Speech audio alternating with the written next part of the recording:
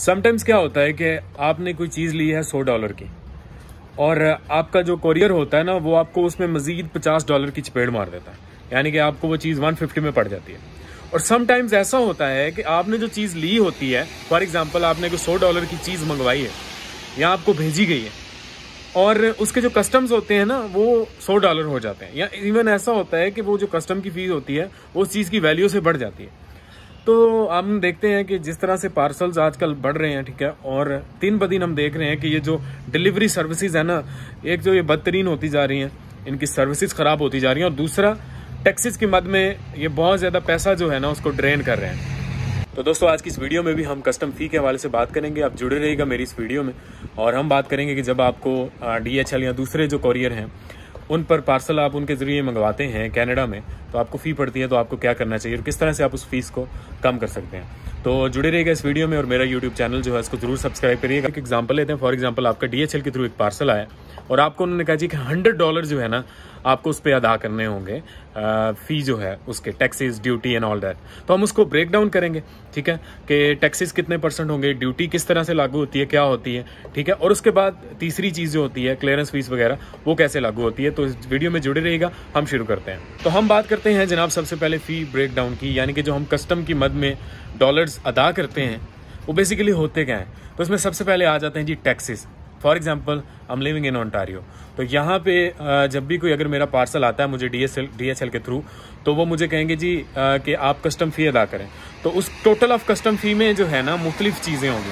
तो उसमें सबसे पहली चीज़ आती है जी टैक्सेस। टैक्सेस क्या होते हैं, हर प्रोविंस के अपने रेट्स होते हैं। फॉर एग्जाम्पल ओंटारियो में जो है HST होता है और इसका रेट जो है 13% है, यानी कि जो मेरी कस्टम फ़ी होगी उसमें 13% जो है वो प्रोविंस का रेट होगा, and that is for Ontario. आप अपने जो प्रोविंस है उनकी रेट लिस्ट जो है ऑनलाइन चेक कर सकते हैं गूगल करके, ठीक है। और अगर उस पर HST नहीं होगा तो वो कहेंगे जी कि इट्स TST और GST, तो ये हर प्रोविंस का अलग होता है। सेकंड चीज़ है ड्यूटी। अब ड्यूटी जो है ना ये उन चीज़ों पे मुनसर होती है जो आप मंगवा रहे हैं। फिर आ जाता है कि वो चीज़ें कौन सी हैं, कहाँ पे बनी है, ठीक है, और किस मुल्क से आ रही हैं। तो हर मुल्क के अतबार से और चीज़ों की नेचर के अतबार से ड्यूटी जो है ये मुख्तलिफ होती है। लेकिन आप जो है ना ऑनलाइन एक टैरिफ फाइंडर में उसका डिस्क्रिप्शन में लिंक भी दे दूंगा, उसके थ्रू चेक कर सकते हैं कि आया आपकी जो चीज़ आ रही है क्या ये ड्यूटी फ्री है, और अगर इस पर ड्यूटी है तो कितनी है, ठीक है। और अगर कनाडा में US के थ्रू चीज़ें आती हैं, इनका एक फ्री ट्रेड एग्रीमेंट है जिसको CUSMA कहा जाता है,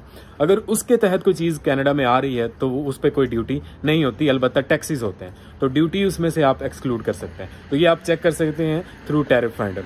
उसके बाद तीसरी चीज़ है जी प्रोसेसिंग फ़ी। इसको कहा जाता है जी कि कस्टम प्रोसेसिंग फ़ी, इसको ब्रोकरेज फ़ी भी कहा जाता है, इसको क्लियरेंस फीस भी कहा जाता है, इसके डिफरेंट नाम है, ठीक है। तो ये बेसिकली होती है जो कोरियर, जिस कोरियर के तहत आपका पार्सल आ रहा होता है ना, ये वो लेता है, यानी कि कस्टम्स के साथ जो है वो डीलिंग करता है, CBSA के साथ, उनको टैक्सेस प्रोवाइड करता है। तो वो फिर इन सब चीज़ों की, यानी कि वो जो अपना प्रोसेस चलाते हैं कस्टम्स के साथ डायरेक्टली, उनको जो पैसे पे करते हैं, जैसा कि हमने कहा ड्यूटी और टैक्सेस, ये वो अपनी तरफ से पे करता है और इसके वो चार्जेस लेता है कि हमने आपका पार्सल जो है वो CBSA से क्लियर करवाया है, कस्टम्स से क्लियर करवाया, तो मैं अब उसकी प्रोसेसिंग फ़ी जो है वो लूँगा। तो ये जो है डिफरेंट कोरियर्स जो हैं उनकी डिफरेंट होती है, ठीक है। आप उन कोरियर्स की वेबसाइट पे जाके इसको चेक कर सकते हैं कि ये उनकी जो क्लियरेंस फीस होती है या ब्रोकरेज फीस होती है वो कितनी होती है। हम एग्जांपल लेते हैं DHL की क्लियरेंस फीस की, तो ये 2.5% होती है of the taxes and duty, यानी कि जो टैक्सेस होते हैं और जो ड्यूटी होती है उसकी 2.5 जो है इसकी DHL लेता है कस्टम और क्लियरेंस फीस की मद में, ठीक है। और ये मिनिमम जो है स्टार्ट इसका होता है $17 से। इसका ये मतलब है कि अगर किसी आपकी चीज़ पर जो है 680 कैनेडियन डॉलर्स तक जो है वो आपको ड्यूटी और टैक्सेस पड़ते हैं, तो उसकी फ़ी जो है वो रहेगी $17, तो ये उसमें ऐड हो जाएंगे एज ए क्लियरेंस फीस। इसी तरह से जो दूसरे कोरियर हैं जैसे कि UPS है और FedEx है, इनकी जो क्लियरेंस फीस होती है वो डिफरेंट होती है और DHL के मुकाबले में ज़्यादा है, ठीक है।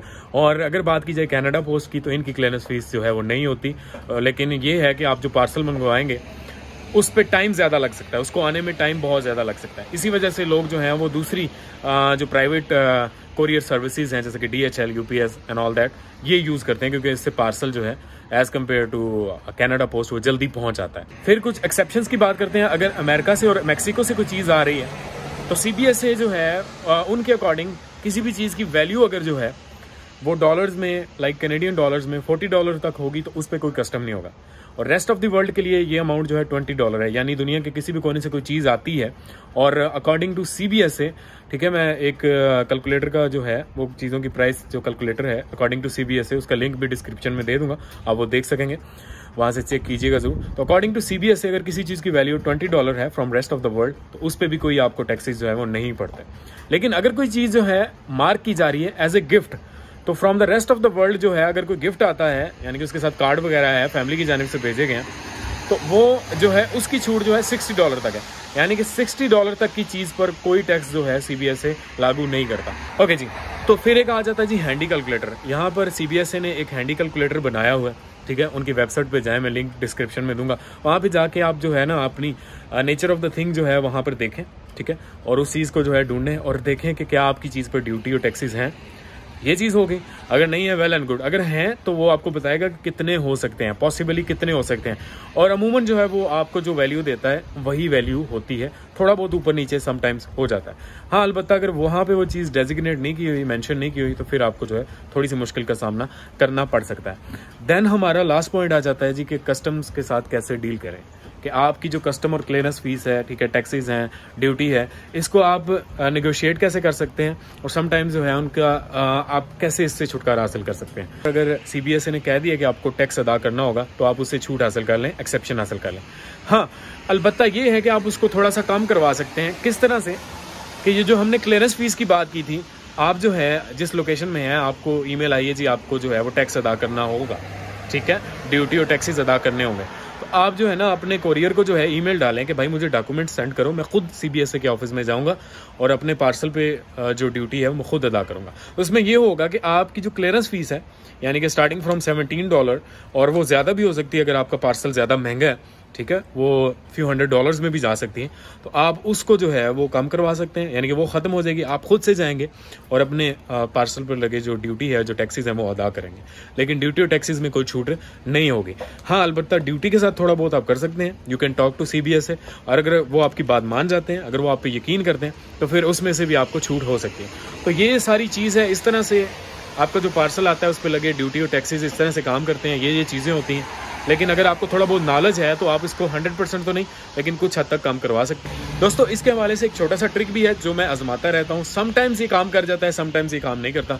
मैं क्या करता हूँ, जो भी घर वालों से स्पेशली जो पार्सल होता है, घर वालों का पार्सल जो बैक होम से आता है और कनाडा की जानिब, तो मैं उस पर ना उनको कहता हूँ जी कि गिफ्ट लिख दें, ठीक है, mother, gift from mother, gift from family, gift from sisters, तो इस तरह से, और उसको एज ए गिफ्ट डेजिग्नेट कर दें। तो वो अक्सर ऐसा होता है कि अकॉर्डिंग टू देम, क्योंकि उन्होंने खुद ही प्राइस डिटरमिन करनी होती है और उनको लगता है कि $60 से कम प्राइस है तो वो फ्री में आ जाता है, और ऐसा बहुत बार भी हुआ है।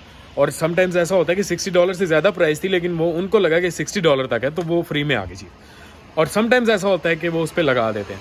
तो it's up to you, you can try, एक कार्ड गिफ्ट के ऊपर लगवा लें, अपना जो पार्सल है उसके ऊपर लगवा लें, और आता है तो वेल एंड गुड, नहीं आता तो फिर भी आप जो है उसको क्लियरेंस फीस की मद में जाके कम करवा सकते हैं।